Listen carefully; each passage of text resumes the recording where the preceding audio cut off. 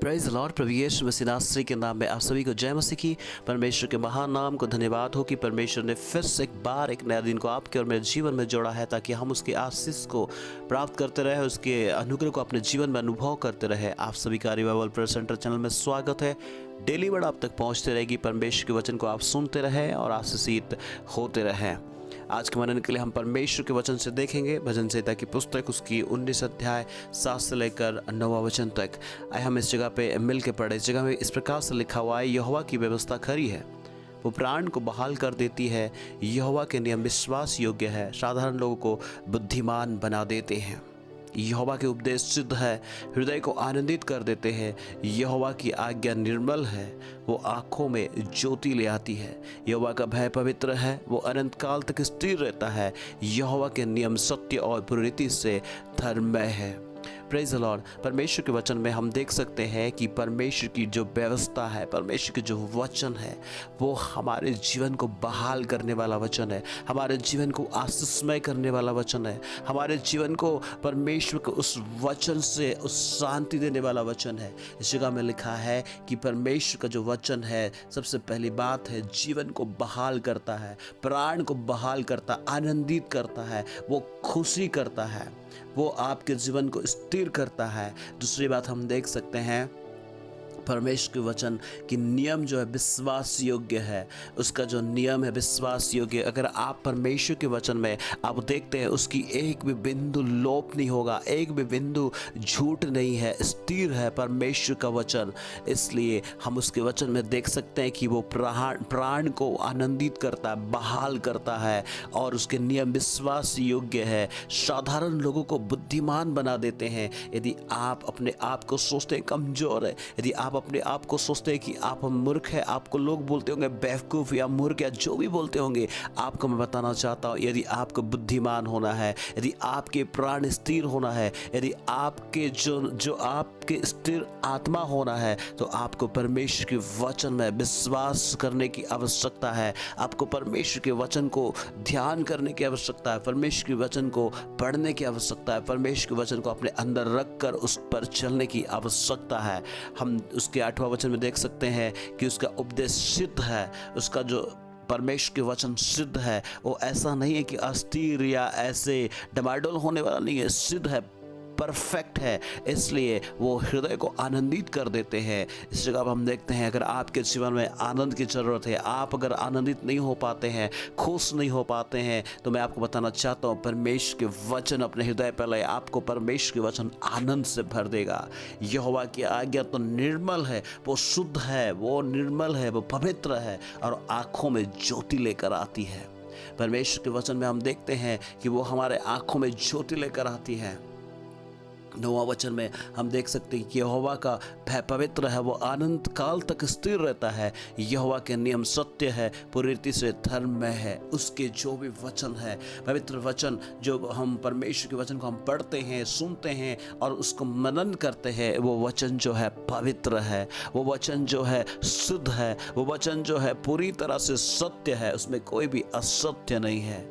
तो आज इस सत्य और पूरी तरह सिद्ध होने के कारण आपके और मेरे जीवन के लिए क्या फ़ायदा है, मैं आपको बताना चाहता हूँ। इस परमेश्वर के वचन में वो गूढ़ बातें हैं, परमेश्वर के वचन में वो गुरुत्वपूर्ण रहस्यमय बातें हैं, जो आपके और मेरे जीवन के लिए बहुत आवश्यकता है। वो है, सबसे पहली बात यह है कि वो हमारे जीवन को आशीषित करता है उसके वचन।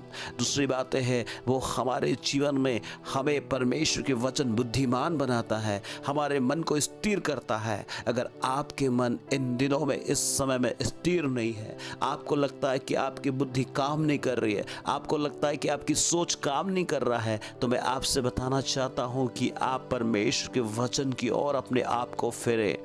पवित्र उसका जो उपदेश सिद्ध है, हृदय को आनंदित करता है। आप अगर किसी भी चीज़ से आनंदित होंगे तो आपके जीवन की आनंद चले जाएगी, आनंद जाती रहेगी। लेकिन आप परमेश्वर के उस वचन के द्वारा अपने आप को आनंदित करते हैं, तो यहोवा की जो आनंद है, परमेश्वर की जो आनंद है, वो कभी भी समाप्त नहीं होगा। हर एक परिस्थिति में, हर एक हालातों में आपके साथ बनी रहेगी, और इतने ही नहीं, आपके आंखों में ज्योति ले आते रहेगी। आपके जीवन में एक आशा होगा, ये आपके जीवन में एक आनंदित होगा, आपके जीवन में परमेश्वर की वो शांति होगी, आपके जीवन में परमेश्वर के वचन राज करेंगे, क्योंकि उसके वचन सत्य है और पूरी रीति से धर्म में है। इसलिए वो परमेश्वर आपको और मुझे संभालेगा। परमेश्वर जो आपको और मुझे शांति और उसकी सामर्थ को देता है, उसकी और आप फिरे। ये वचन उस जीवित परमेश्वर का वचन है, जो जीवित कलाम है, जो सर्वशक्तिमान प्रभु यहोवा परमेश्वर, जो सारे भूमंडल को रचने वाला परमेश्वर है, आपका और मुझे बनाने वाला परमेश्वर है, संसार के हर एक जाति, हर एक व्यक्ति, हर एक इंसान को बनाने वाला प्रभु है, सारे कायनात को बनाने वाला परमेश्वर सृष्टि करता है। इसलिए मैं आपसे कहना चाहता हूँ, यदि आप दुखी थे अपने जीवन में कि आप बुद्धिमान नहीं है, यदि आप दुखी थे अपने जीवन में कोई भी समस्या को लेकर, कोई परेशान को लेकर, यदि आप अपने जीवन में आप परेशान है, तो मैं आपसे कहना चाहता हूँ परमेश्वर के वचन की ओर फिरे, अपने मन को परमेश्वर के वचन की ओर फिराए। कितने भी दुखी हो, कितने भी परेशान हो, कितने भी तकलीफ में हो, तो मैं आपसे कहना चाहता हूं कि परमेश्वर के वचन की ओर फिरे, उसके वचन को पढ़े, उसके वचन को सुने, उसके वचन को अपने हृदय में बसाए। हर एक तकलीफों से परमेश्वर आपको आज़ाद करेगा, क्योंकि परमेश्वर वचन है और वचन के द्वारा आपके जीवन में परमेश्वर आज़ाद करेगा, और वचन के द्वारा ही परमेश्वर की सामर्थ आपके हृदय पर राज करेगी। और आप जो भी तकलीफों में, हालातों में होंगे, परमेश्वर के वचन आपको छुटकारा देगा। हमने देखा इस जगह पे कि परमेश्वर का वचन बहाल कर देता है जीवन को, परमेश्वर का वचन बुद्धिमान बनाता है साधारण लोगों को, परमेश्वर का वचन आंखों में ज्योति लेकर आता है, हृदय को आनंदित करता है।